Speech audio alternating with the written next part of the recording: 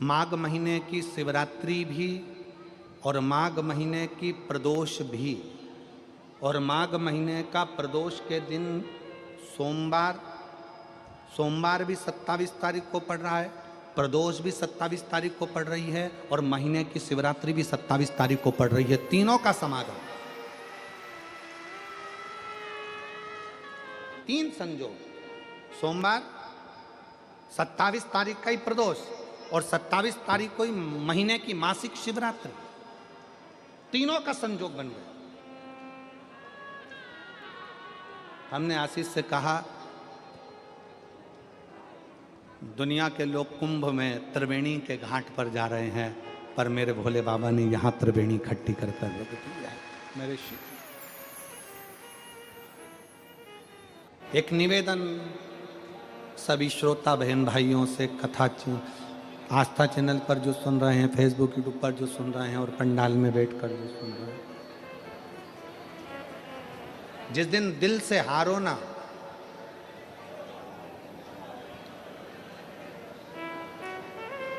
थोड़ी तकलीफों में अगर घिर जाओ, तकलीफें आ जाए, कष्ट आ जाए, तकलीफें जिस दिन तुम्हारे भीतर बहुत ज़्यादा मात्रा में आ जाए, उस दिन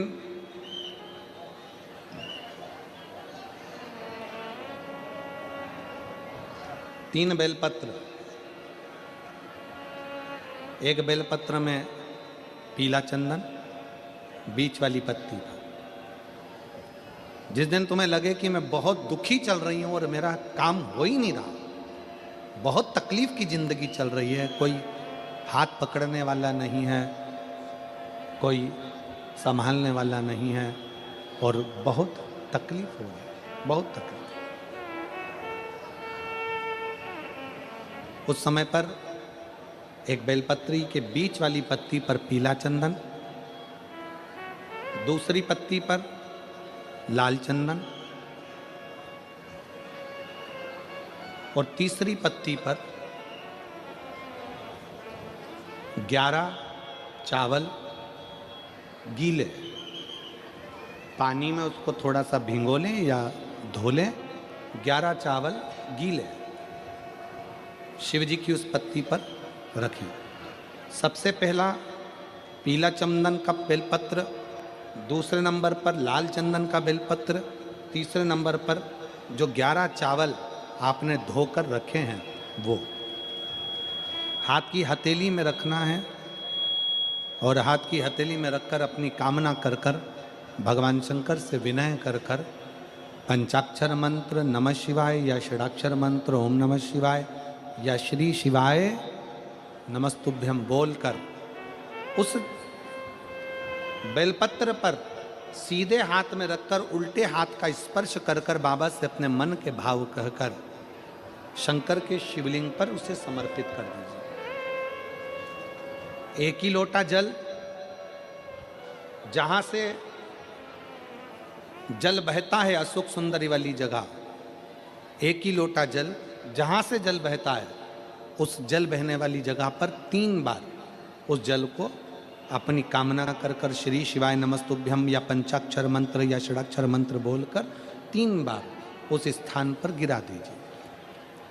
गिराने के बाद में बाबा से विनय कर कर अक्षत वाली जो बेलपत्र है, एक बेलपत्र और एक अक्षत उसमें से अपने लिए लेकर आ जाओ।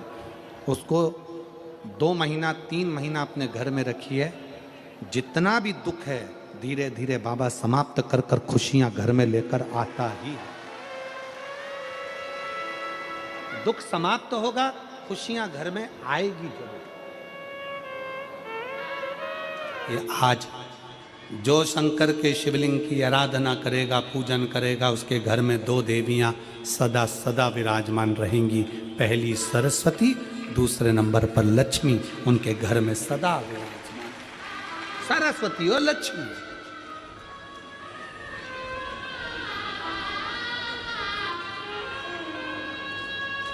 एक देवी का फूल होता है, शायद मुझे उम्मीद है कि आप सब जानते होंगे।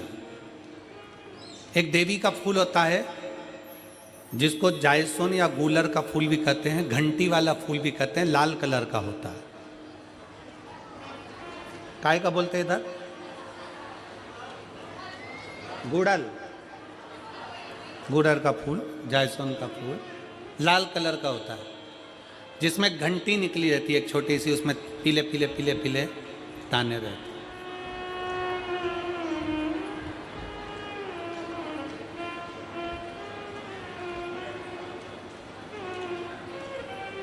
अगर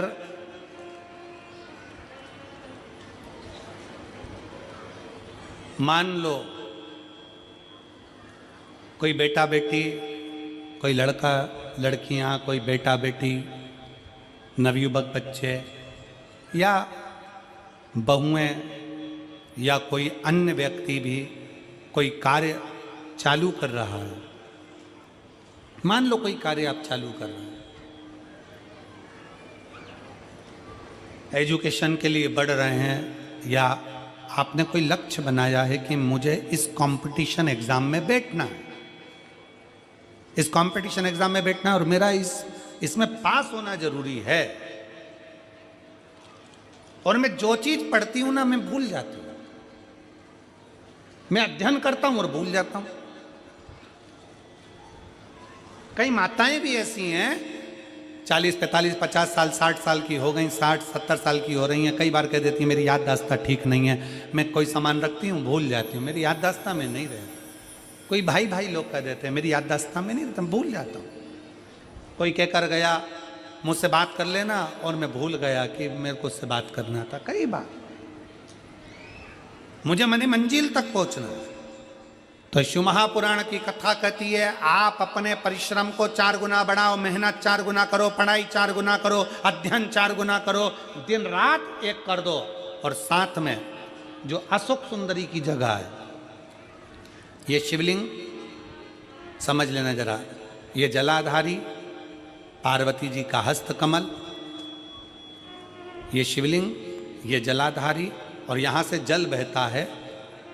राइट में गणेश जी, लेफ्ट में कार्तिकेय जी, और बीच में जम के बोलो जरा अशोक सुंदरी। ये बीच की जगह जो घंटी वाला फूल होता है, जिसको आप लोग जायसवान बोलें कि आपके क्षेत्र में गुलर बोलें, देवी जी को चढ़ता है। देवी जी का अति प्रिय पुष्प है, माता रानी का वो लाल पुष्प अति प्रिय। उसी पुष्प को ये बेलपत्र की जो डंडी होती है, बेलपत्र की जो डंडी का भाग होता है, उस घंटी का भाग उसी डंडी की ओर होना चाहिए। जैसे फूल की जो अंदर की घंटी जो निकली हुई है, उसका भाग ऐसा डंडी की ओर होना चाहिए। मतलब आपको बेलपत्री पर ये फूल को इस तरह से रखना पड़ेगा, मतलब उसका जो घंटी का भाग है। हाँ लाइए फूल लाओ, जेरा फूल, फूल मिल गया वो।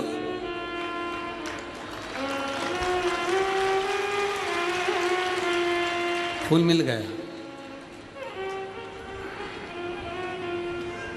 भारत में फूल जल्दी मिल भी जाता है, मिल गया। अब ये फूल और इस फूल की जो घंटी का भाग है वो इस डंडी की ओर हो, हमारे डंडी के साइड। अपनी कामना कर कर, अपना नाम और गोत्र का स्मरण कर कर, शिव जी से अपने मन का भाव बोलकर इस फूल को और इस बेलपत्र को 12 महीने शिवरात्रि पड़ती है। किसी भी शिवरात्रि पर अशोक सुंदरी वाली जगह पर, शंकर के शिवलिंग की ओर जो अशोक सुंदरी की जगह है, वहाँ पर डंडी और घंटी का मुख शिवलिंग की ओर होते हुए उस बेलपत्र को समर्पित करो। कब करना है? पहले 1 लोटा जल समर्पित कर कर, फिर ये बेलपत्र अपनी कामना कर कर, बाबा से विनय कर कर, बाबा मेरा ये कंपटीशन एग्ज़ाम है, मैं पढ़ूंगी, 4 गुना मेहनत करो, अध्ययन करो, अच्छी पढ़ाई करो, दिल से पढ़ो, रात दिन एक कर दो, और 1 घंटी का पुष्प, 1 बेलपत्र, जब तक तुम्हारा एग्जाम ना आए, 4 महीना, 5 महीना, 3 महीना, प्रत्येक शिवरात्रि, हर महीने शिवरात्रि आती है, प्रत्येक शिवरात्रि पर समर्पित करो। आप अपने लक्ष्य तक पहुंचोगे ही, कोई रोक नहीं सकता। आप अपने लक्ष्य तक, अपनी मंजिल तक पहुंचे ही जाओगे। बोल बम का नारा है। बेटा बेटियों का विवाह नहीं होता, उन बेटा बेटियों के लिए मान लो अगर कोई ग्रह ऐसे हो गए कि भाई संबंध टूट गया और संबंध टूटने के बाद तलाक हो गया, होने के बाद दूसरा विवाह ही नहीं हो रहा, संबंध टूटने के बाद मंगल विवाह दूसरा हो ही नहीं रहा, तो प्रयास करिएगा।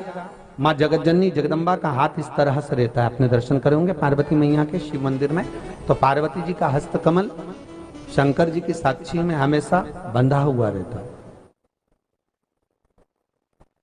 शिव की साक्षी।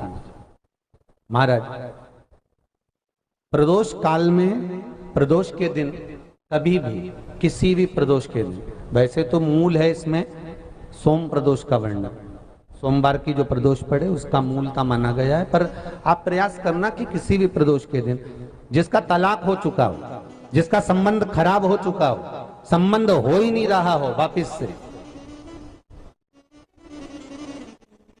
सोम प्रदोष के दिन जहां मां जगतजननी का हस्त कमल बंधा रहता है और शंकर भगवान का शिवलिंग है। आप लोगों ने कथा सुनी होगी कि सबसे पहली यज्ञोपवीत संस्कार, सबसे पहला यज्ञोपवीत संस्कार किसका हुआ था और किसने किया था? महाराज सबसे पहला यज्ञोपवीत माता ललिता देवी ने भगवान शंकर को यज्ञोपवीत धारण करवाया था।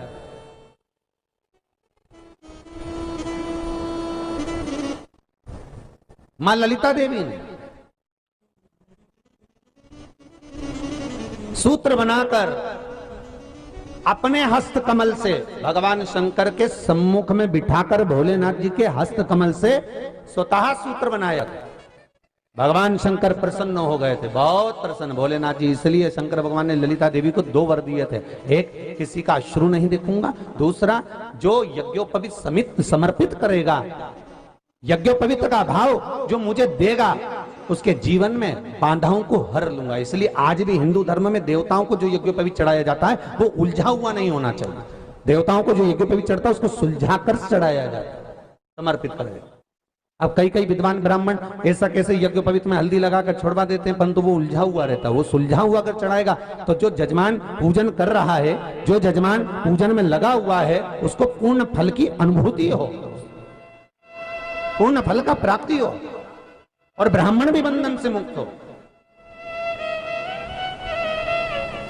ललिता देवी जी तो हमारे यहाँ भौम सोमवार का जो प्रदोष हो, उस प्रदोष के दिन जिसका मंगल विवाह नहीं हो रहा है, सारी तकलीफें झेल रहे हो, बहुत कष्टप्रद हो, तो माँ का जो हस्त कमल है उस हस्त कमल से लेकर शंकर भगवान के शिवलिंग तक एक कच्चे सूत की धार बनाई जाती है। महाराज 6 धार कच्चे सूत की बनाई जाती है। यहाँ शंकर भगवान का शिवलिंग है, यहाँ माता का हस्तकमल है, हस्तकमल से चालू होकर शिवलिंग, शिवलिंग से चालू होकर हस्तकमल, ऐसी 6 धार बनाई जाती है हमारी।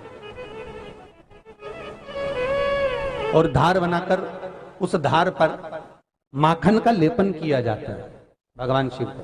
जैसा ललिता माता ने भगवान शंकर से वर प्राप्त करा था, उसी तरह फिर उस लेपन को लगाने के बाद उसको उतारकर उसी को लपेटकर शंकर भगवान पर उसको चढ़ा दिया जाता है, मात्र अपनी मंगल विवाह की कामना कर कर।